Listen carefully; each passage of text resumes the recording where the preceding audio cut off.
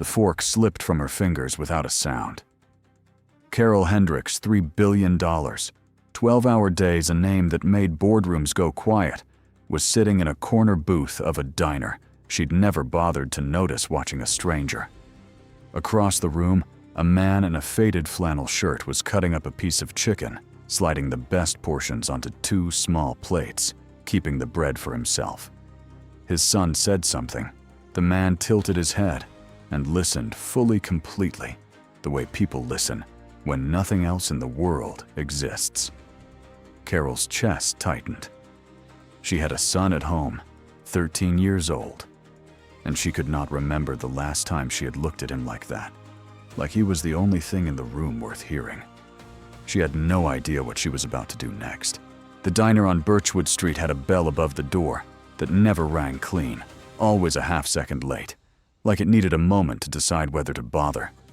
Ray held it open with his shoulder, while Owen ducked under his arm, and Piper grabbed the sleeve of his jacket, steering herself through the entrance as though she owned the place. They came here most Saturdays. Same corner booth by the window. Same laminated menus with the coffee stain on page 2. Same waitress named Dot, who already knew Piper wanted apple juice, not orange. It wasn't much, but it was theirs. Ray slid into the seat across from his kids and opened the menu out of habit, not necessity. He knew the prices the way he knew the measurements of his own workbench by feel, without looking. Owen was already narrating something about a kid at school who had supposedly eaten 14 chicken nuggets in one sitting, a story with 3 contradictions and no clear ending. Ray listened to every word. His hands rested on the table while Owen talked. They were hands that told a story on their own, the kind of hands that had pressed against wood grain for years, that carried a faint white scar along the left thumb from a chisel that had slipped one February morning 3 years ago. His flannel shirt was old enough to have softened to something close to silk, but the collar had been pressed flat and the cuffs were buttoned. He had ironed it that morning. He always ironed it on Saturdays. When Dot came around, Ray ordered the chicken plate for the kids and the open-faced turkey sandwich for himself.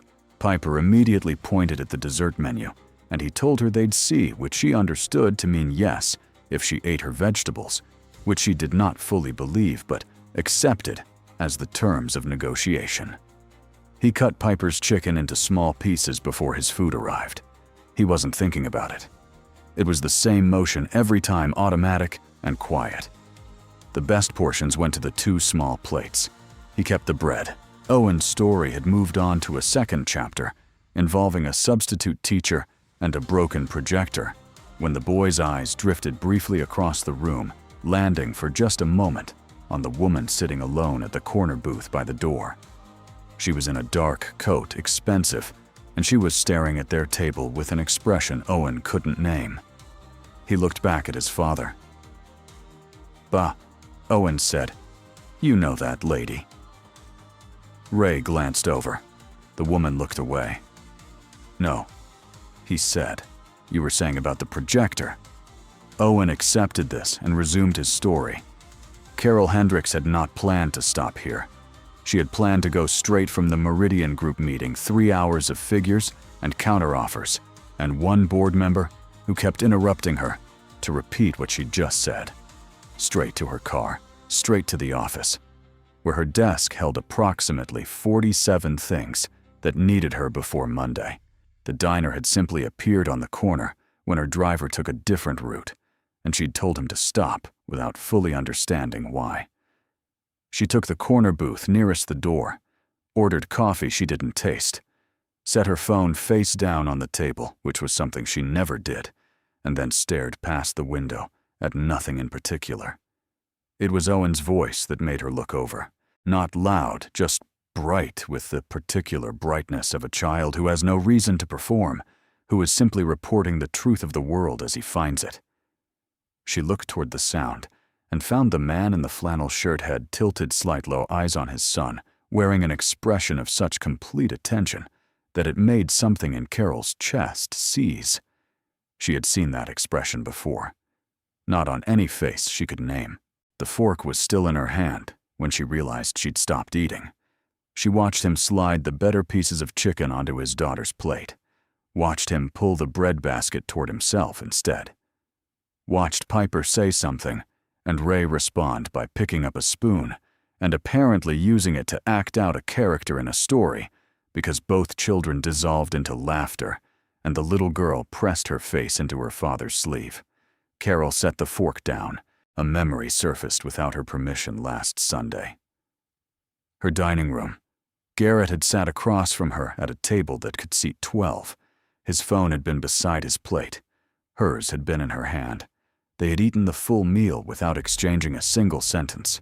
And when he'd carried his plate to the kitchen, she had actually thought, at least we still eat together.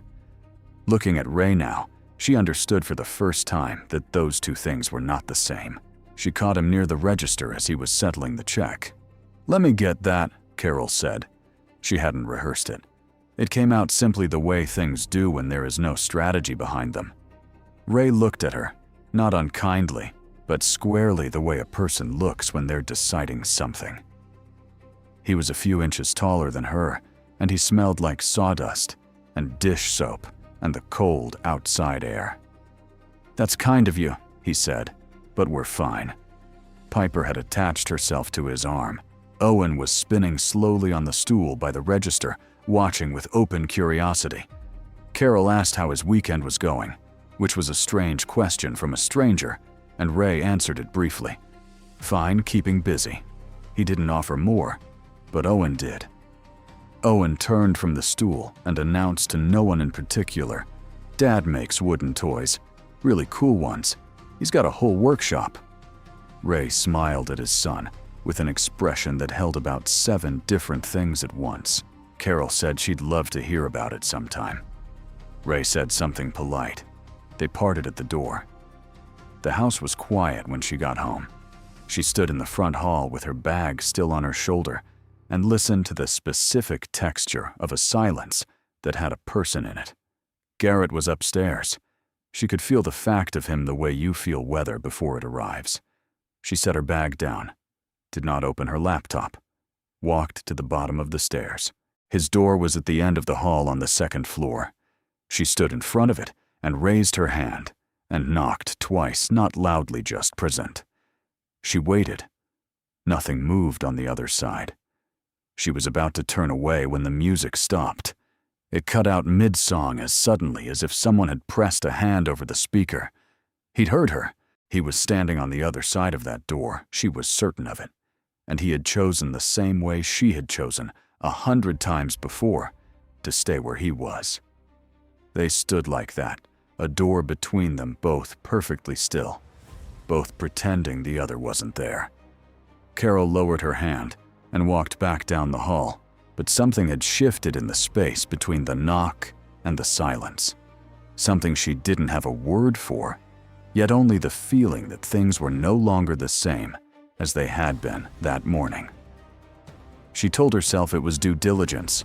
That was the word she used when she asked her assistant Marcus to pull together whatever was publicly available on a woodworker operating a small craft workshop. Somewhere in the city, a man named Ray. 2 children made wooden toys. She said it the same way she said it before, acquiring a company. Just a preliminary look, nothing formal. Marcus didn't ask questions. He was paid not to. The report came back in 24 hours. 2 pages. Ray Calloway, 38, sole proprietor of a workshop registered under the name Calloway Made. Widowed 3 years ago. Held a part-time position at a lumber yard. Took evening shifts at a hardware supply warehouse. And still managed to produce what the one regional craft review that had covered him called, and Marcus had highlighted this furniture-grade precision in miniature form. The toys were exceptional by any standard. The business had no investor backing, no wholesale contracts, no distribution. The product sat in a small online shop with a PayPal button and photographs taken in natural light on what appeared to be a kitchen table. Carol read the 2 pages at her desk and then read them again. She told herself she was looking at an investment opportunity. She told herself this the way she told herself a lot of things with complete conviction, because she had built an entire life on the skill of believing what was useful to believe. She called a contact at a mid-size retail sourcing firm and placed a bulk order for handcrafted wooden toys, unbranded flexible fulfillment timeline, routed entirely through the intermediary so that the end buyer's name would not appear on the paperwork. A real order with real money attached, structured so that any craftsman with Ray's output could fulfill it in stages without being overwhelmed. She told herself it was elegant. She told herself it preserved his dignity. She did not ask herself whether doing something secretly for someone's benefit still counted as doing it for them. She almost didn't notice when Garrett started watching her. He was 13 and had perfected the particular teenage art of being present without appearing to pay attention. But she caught it. One evening he was standing in the kitchen doorway while she was on her laptop at the counter, and his eyes were not on his phone. They were on her screen. She closed the laptop. "Dinner's in 15 minutes, she said. Garrett looked at her for a moment, the way he'd been looking at her lately, like he was trying to work out a translation. "Who's Ray Calloway?" he asked. Carol kept her voice even. "Someone I met briefly. He makes things." "You're ordering stuff through Brennan Sourcing." He said it without accusation, but also without softness. "That's the company you used for the Eastfield acquisition. You ran it through them so the seller wouldn't know who was buying." She had forgotten how much he paid attention when she wasn't looking. "It's different," she said. Garrett set his phone on the counter. "Are you helping him? Or buying him?" Carol opened her mouth and found nothing there. Not a defense, not an explanation, nothing that wouldn't sound exactly as hollow as it was. Garrett didn't wait for an answer. He picked up his phone and walked back toward the stairs, and just before he turned the corner, he said without looking back, "I'm not hungry." She stood alone in the kitchen for a long time after that. Ray received the order on a Thursday. He read it 3 times at his workbench with the overhead light on, and Owen doing homework at the folding table in the corner. The terms were straightforward, almost suspiciously so. Generous lead time, no exclusivity clause. Payment in installments starting at signing. The volume was larger than anything he'd taken on before, but not impossible if he restructured his production schedule and brought in a part-time assistant for sanding and finishing. He set the paperwork down, picked it up again. Something about it sat wrong.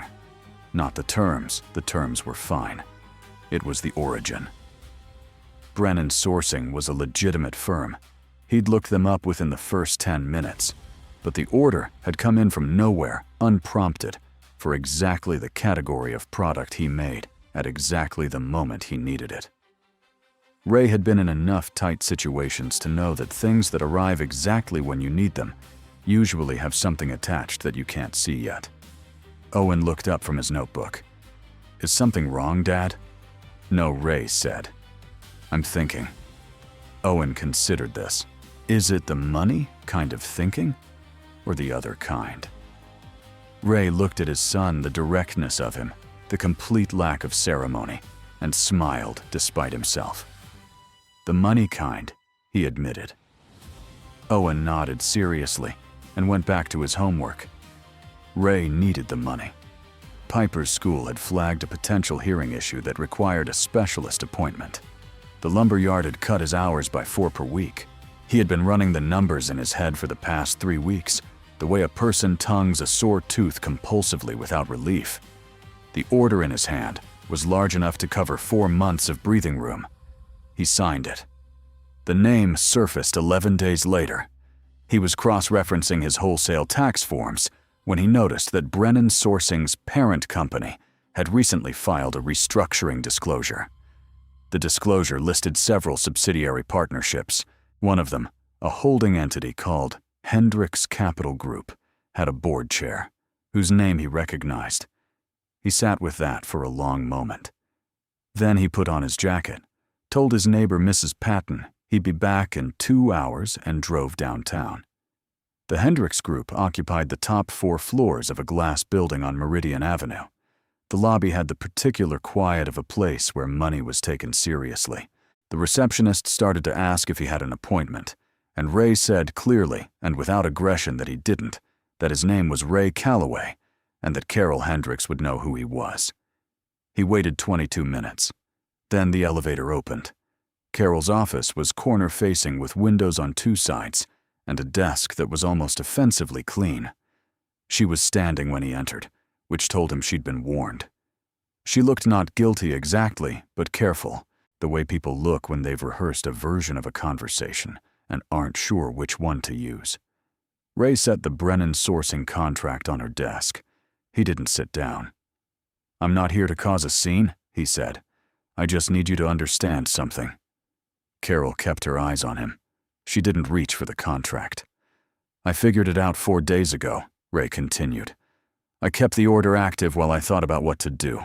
I've thought about it." He straightened. "I appreciate that you meant well. I don't think you were trying to be unkind. But I can't build something real on a foundation somebody else laid for me without my knowledge. And I don't want my kids to grow up thinking that's how the world works, that someone with enough money can decide you need fixing and then fix you without asking." Carol said his name, and something in her tone made him wait. "I know," she said. "I know how it looks." "It looks like pity," Ray said. "Maybe it wasn't, but it feels the same from where I'm standing." He picked up the contract. "I'll return the advance payment by the end of the month." He was at the door when she said, "Your son told you about the toys, in the diner. He was proud of you." Ray stopped. "That's all I saw," Carol said. "I didn't know how to do anything with it except what I always do." Her voice was careful and even and cost her something. "I'm sorry." Ray turned halfway.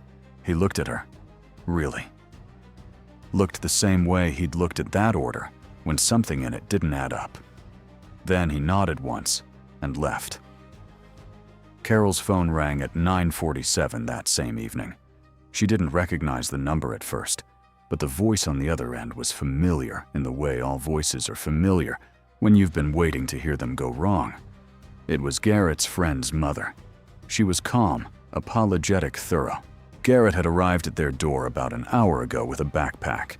He'd asked if he could stay for a few days. He had not said why. He was safe. She thought Carol should know. Carol found the note on the kitchen counter when she went downstairs.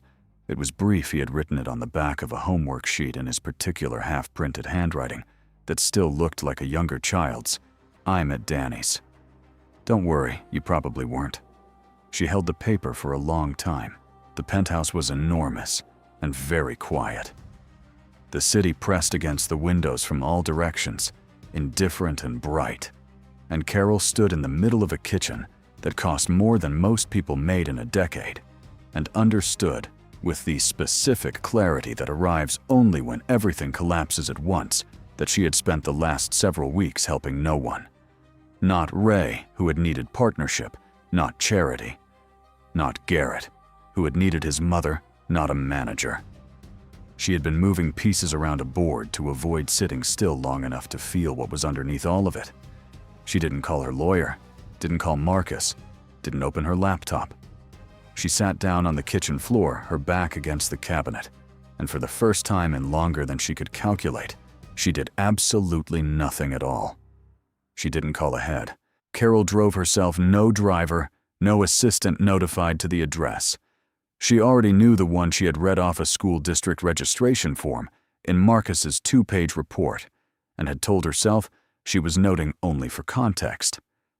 Danny's house was a narrow 2-story on a street with mature oaks and basketball hoops in the driveways. The porch light was on. It was just past 8 in the morning. Garrett answered the door before she could knock a second time. He was in yesterday's clothes backpack already on one shoulder, and for a moment they simply looked at each other through the screen door, a half-inch of mesh between them, both of them deciding something. Carol didn't say, "You're coming home." She didn't say, "We need to talk," or "I've been worried," or any of the things that were technically true, but would have landed as performance. She said, "Can I sit with you for a while?" Garrett studied her. Then he pushed the screen door open and stepped outside, and they sat down together on the front steps. The street was quiet. Someone down the block was mowing. A dog somewhere registered a complaint, and then went silent. Carol started talking, not because she had planned to, but because the silence between them was different from the silence in the penthouse. This one had room in it, and she didn't want to waste it. She told him about the diner, not the part about Ray's work or the order or any of the decisions she'd made afterward, just the moment itself. The man in the flannel shirt cutting the chicken, the way he'd tilted his head to listen to his son, the way the little girl had pressed her face into his sleeve. Garrett listened without looking at her. His elbows were on his knees. He kept the bread for himself, Carol said. He slid the good pieces to their plates without even thinking about it. And I watched that and She stopped. Restarted. I couldn't remember the last time I did something for you without thinking about it. The mower down the street stopped. The morning settled. Garrett was quiet for long enough that she thought he might not respond at all. Then he asked, not sharply, not as an attack, but with the genuine curiosity of someone who had been carrying a question for a long time and finally found a moment to set it down. Do you remember the last time we had dinner and you didn't look at your phone? Carol thought about it. She went back through the weeks and found nothing she could be certain of. The honest answer was that she didn't know, and that not knowing was itself the answer. No, she said. Garrett nodded slowly, like she'd confirmed something he'd suspected, but hadn't wanted to be right about. He reached down and picked up a small stone from the step, turned it over in his fingers.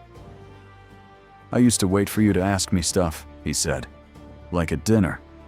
I'd have something to tell you, and I'd wait because I thought you'd ask. And then you'd get a message and you'd say, hold on. And then it was just, he set the stone down. I stopped having things to tell you. Carol felt the specific quality of that sentence, not dramatic, not designed to wound, just true, in the way that only things said without strategy can be true. I know, she said. I'm not trying to make you feel bad. I know that too. They sat with it. The oak at the end of the path moved in a small wind and sent a handful of leaves across the sidewalk. Carol did not try to fix the moment, or resolve it, or direct it anywhere. She just stayed in it, present in the way she had not been present at that dining room table last Sunday, or the Sunday before, that all the Sundays, accumulating into something she hadn't noticed becoming a wall. Garrett leaned back on his hands. What happened with the toy guy? Carol told him the truth. All of it. The report, the intermediary order, the reasoning she had constructed to make it feel like kindness. She told him what Ray had said in her office. She did not soften any of it. When she finished, Garrett looked over at her with an expression that was not quite a smile, but lived in the same neighborhood. That's kind of what I meant, he said, when I asked if you were helping him or buying him. I know, Carol said. You were right. He didn't celebrate it, just nodded and looked back at the street. Are you going to fix it? He asked. I already went to apologize, she said. He listened. That's all I could ask for. Garrett seemed to find this acceptable. He stood, adjusted his backpack strap. I'm going to grab my stuff. Carol stayed on the step while he went inside. The morning was doing what autumn mornings do, burning the mist off slowly, the light going from gray to gold in degrees. When Garrett came back out, he had his overnight bag, and he held the screen door open for her, and she walked back to the car alongside her son, and neither of them said anything else, and it was enough. She went to the workshop 3 days later. She had not called. She pulled up to the address, a rented unit on the edge of an industrial block with a wooden sign above the door that said, Callaway. Made in clean routed letters, and sat in the car for a moment before going in. The door was unlocked. Inside, the space smelled of cedar and linseed oil and the particular dry warmth of a room with a space heater running in the corner. Ray was at the main bench with his back to the door, working a hand plane along the edge of what looked like a small rocking horse. Owen was at the folding table doing something with sandpaper and a block. Piper was on a stool nearby, drawing in a sketchbook with tremendous concentration. Owen noticed her first. He looked up, looked at his father's back, then back at Carol, processing the situation with the rapid social calculus of a 9-year-old. Ray turned around. He did not look surprised. He set the hand plane down and waited the same quality of waiting she'd noticed in the diner, the complete, unhurried attention that had started all of this. Carol looked at the rocking horse on the bench, and the orderly rows of finished pieces on the shelves, and the 2 children doing their own work in the corners of the room, as naturally as if this were simply where afternoons happened. "I'm not here with anything," she said. "No proposal, nothing to offer." She met his eyes. "I saw you with your kids, and I recognized something I'd lost. And instead of sitting with that, I tried to turn it into a transaction, because that's the only language I've been fluent in for a very long time." She didn't break his gaze. "What you said in my office was right, and I wanted you to know I understood it. Not as an explanation, just as the truth." Ray was quiet for a moment. Piper had looked up from her sketchbook. Owen had gone very still. "How's your son?" Ray asked. Carol hadn't expected that. "Better," she said. "We're working on it." Ray picked up the hand plane again, turned it in his hands without using it. "Owen told me he noticed you. In the diner." He glanced at his son, who immediately looked back at his sandpaper block with exaggerated focus. Said the lady at the next table had nice shoes, but looked sad.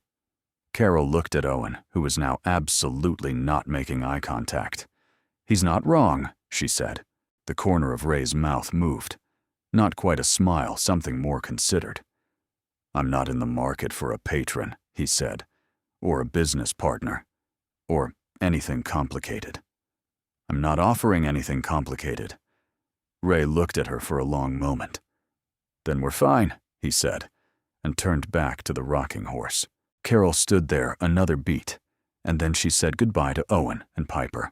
Piper showed her the sketchbook page, which contained a drawing of what appeared to be a horse wearing sunglasses, and she walked back out into the autumn air and sat in her car and felt for the first time in a long time that she had said exactly what she meant, and nothing more. 6 months later. The Hartwell Craft Fair occupied 3 city blocks of the old warehouse district every spring, and this year, the waiting list for vendor tables had been 4 months long. Ray had applied in January, the same week he'd signed a wholesale agreement, one he'd negotiated himself line by line with a regional toy retailer whose buyer had found Callaway made through a write-up in a local craft publication. The contract had come in small but clean enough to cover Piper's specialist appointments and replace the lumberyard hours he'd walked away from. The table fee for the fair had cleaned out most of what remained. He'd paid it anyway. Piper stood at the front of their booth, holding a small wooden fox with a jointed tail, explaining to a woman with a stroller how her dad had carved the tail separately and attached it with a brass pin so it moved. She knew the word jointed and used it with authority. Owen was behind the table managing the display and keeping a running count of inventory in a notebook, which he had decided was his job, and performed with complete seriousness. Ray stood to one side watching his children work and tried not to look like a person who was feeling too many things at once, which is very difficult when you are. Carol and Garrett arrived a little after 11. They had come at Garrett's suggestion. Carol had mentioned the fair in passing the week before, during what had become over the past few months, a loose and irregular habit of brief conversations, texts about nothing in particular, a shared acknowledgement that they were moving towards something without needing to name it. Garrett had said, "Let's go," which was the kind of sentence Carol was learning not to analyze and simply receive. They found seats on a bench in the row facing the Callaway-made booth. Garrett spotted what was on Ray's table and studied it with the focused appreciation of someone who understood on some level what it cost to make something entirely by hand. Carol didn't look at her phone. It was in her bag, face down in the particular way that had become less deliberate over time and more habitual, the way things become habitual when you practice them enough to forget you're practicing. Owen saw them first and waved with the full-arm commitment of a child who has not yet learned to be restrained about things like waving. Carol waved back. Garrett lifted his chin in the universal acknowledgement of a teenager who also wants to wave, but won't. Nothing was fixed. Nothing had been neatly resolved or concluded in a way that would hold forever. Families don't work like that, and Carol had spent enough time recently sitting with discomfort to know that understanding something and being done with it are not the same thing. There would be more evenings when Garrett went quiet, more mornings when Carol's instinct would be to open her laptop before she'd finished her coffee. The grooves were old and deep, but she was sitting here, next to her son on a wooden bench, watching a man who had taught her something, simply by having dinner with his children, watching him watch his own kids do something remarkable, and she was not anywhere else. Garrett leaned forward, elbows on knees, studying the rocking horse at the front of Ray's display. He made that from scratch. Everything, Carol said. Garrett was quiet for a moment. Then, "Do you remember the last time we ate dinner without your phone?" Carol turned to look at him. "Last Tuesday," she said. "The diner on Birchwood Street. You had the grilled cheese. You told me about the history paper." Garrett looked at her. Something shifted behind his eyes, not quite surprise, not quite relief. Something between them taking up its proper space. "You remembered," he said. "I'm paying attention," Carol said. Across the aisle, Piper was demonstrating the jointed foxtail to a new audience, her voice carrying clear and bright above the sound of the fare. Owen had sold 2 pieces and was updating his notebook with the gravity of a person reconciling quarterly accounts. Ray caught Carol's eye from across the row and gave a single nod. Not warm, not cold, just honest, and turned back to his work. Carol settled back on the bench. The morning moved around them unhurried and ordinary and entirely enough.